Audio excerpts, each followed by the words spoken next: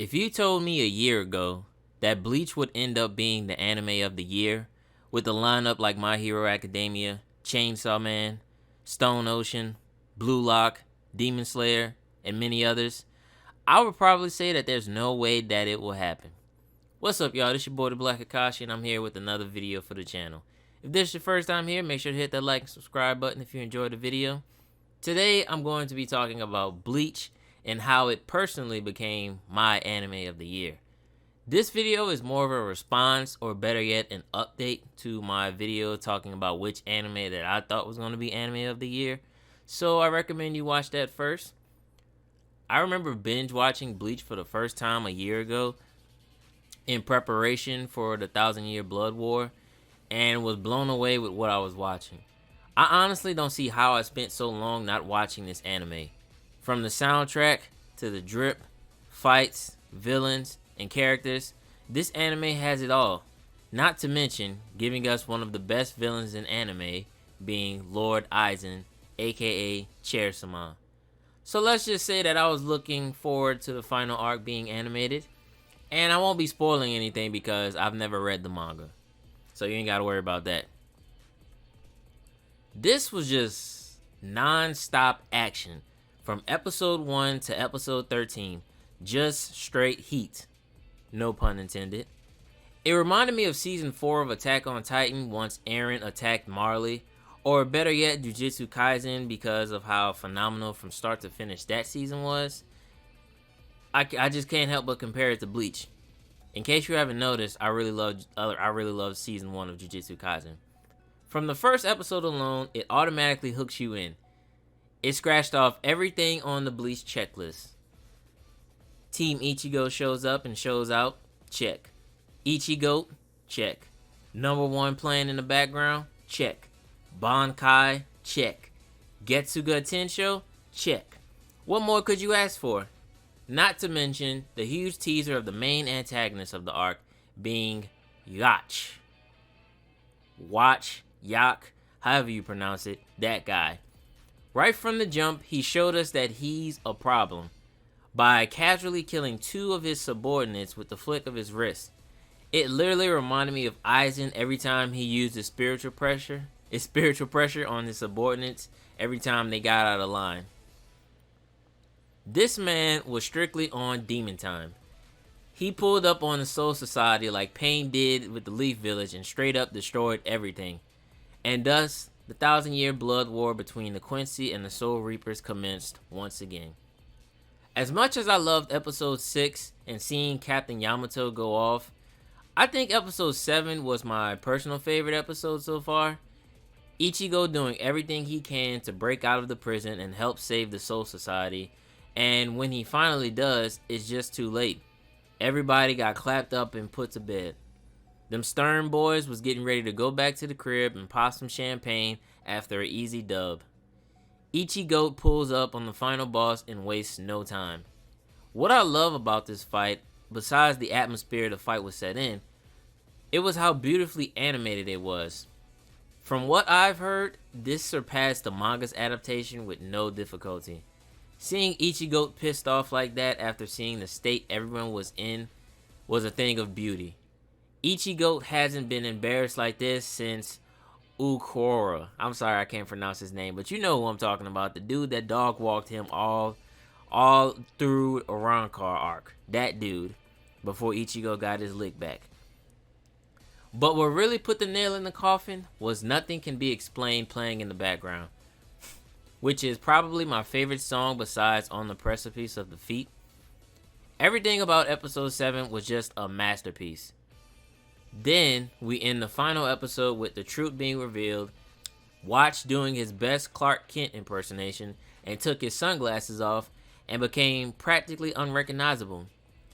Zangetsu is really Yacht from 1,000 years ago, which would be a mind-blowing revelation for me if YouTube didn't spoil it for me, but if you pay attention to the opening, then it is as clear as day.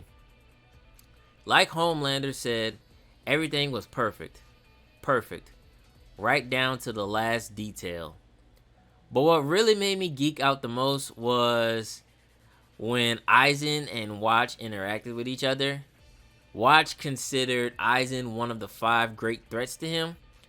I can imagine Ichigo being one of those 5 as well, since he did defeat Aizen. Watch tried to recruit Chair-sama, and he said, "Boy, if you don't me link up with you, as if I would team up with the likes of you, a Quincy taking orders from a Soul Reaper goat like myself. This would only make you look worse than you even wanting to team up with me. Like, you're not even on my level, boy, so please leave my presence." And you know what happened afterwards? He did nothing. He just took it like a man and went on about his business because he knew Lord Aizen is the GOAT. Also, the flashbacks for Ichigo's dad and how him and his mother met was beautifully done. There were a ton of connections with a lot of people, and I just loved it. Shout out to Lord Aizen for the return in the flashbacks as well. After everything was said and done, Ichigo evaporates the entire sea and ends up with 2 Zanpakutos, and has once again become number 1, thus ending the first half of Bleach. Now that that's all said and done, I just wanted to give a moment dedicated to the GOAT himself, Captain Yamamoto, aka Fire God. Now, I'm going to be honest, I didn't see the hype behind this man. Yeah, I know the whole old man trope in anime. They're always strong as F and not to be messed with. Believe me, I know. Just ask Whitebeard. In the original Bleach anime, Yamamoto was hyped up to the max. He was feared by everyone in the Soul Society. Even Lord Aizen himself was scared of this man because he knew how dangerous he was. Unfortunately, not even the Arrancar arc could make me see the light. But I still respected him though, don't get it twisted. I wasn't out here downplaying him or anything. I just wasn't on the hype train like everyone else was. But everything changed in the 1,000-Year Blood War. More specifically, episodes 5 and 6. This man, Yamamoto, not only dropped a mixtape, but he dropped 2 albums and won 10 Grammys in a span of 24 hours. As soon as the Quincy started popping off in the Soul Society, he wanted all the smoke. After getting hit with his apprentice's Bankai, he said, "That's cute. Now let me show you a real Bankai." Burnt this man to the crisp and flew off like Superman. Spiritual pressure over 9,000. And thus, he went off and pulled up on Watch, who was holding Kenpachi like a Z fighter waiting for Goku to arrive. Then this man Yamamoto pulled a Goku, Luffy, Adult Gon, basically any main character moment where they save the person or teleport in the blink of an eye. What happened next was a thing of legends. If you thought Rengoku vs Akuza and Tengen vs Gyutaro were beautifully animated firefights, Yamamoto said, "Hold my Zanpakuto," and delivered a high quality performance. I still can't believe he was holding this much flex back after all these years. He activates his Bankai, and the whole entire Soul Society went from this pitch black war zone to this bright and sunny atmosphere. He turned the Soul Society into a sauna that can basically kill you. His Bankai has the capacity of destroying everything in the Soul Society. Like Kubo, you telling me this man was the Gojo of Bleach and had to hold him back this entire time? If Yamamoto got the same treatment as Whitebeard, we would have gotten more scenes of him later on in the show. But creating a hyperbolic sauna chamber is just one fragment of his Bankai. I'm not gonna hold you. I'm not pronouncing all these damn names because they are long as hell and I don't want to disrespect the GOAT. So I'm just gonna say Compass. His first ability, Compass East, takes all the flames he has and puts it at the tip of his blade. So if you ever hear Yamamoto say, "Just the tip," don't let that man touch you with it. Then Compass West turns his entire body into 15 million degrees Celsius, basically turning himself into a Kainu when he's on justice time. Then Compass South, it creates an army of the dead. Basically everybody he bodied he brings back to life to destroy his enemies. And finally, Compass North just unleashes one big fiery wave that destroys everything in his path. You couldn't have done that earlier? I hate you. I forgot to mention this, but I love how he looks into the camera during the intro like, I'm about to beat the brakes off this dude. After episode 6, Yamamoto definitely earned the top 2 spot, maybe top 3 spot for old men in anime.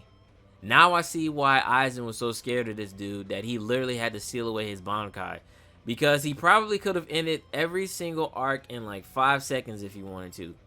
But unfortunately, Yamamoto did all this flexing for nothing because it turns out to be just a lie. Watch basically had one of his subordinates use a transformation jutsu and pretended to be him.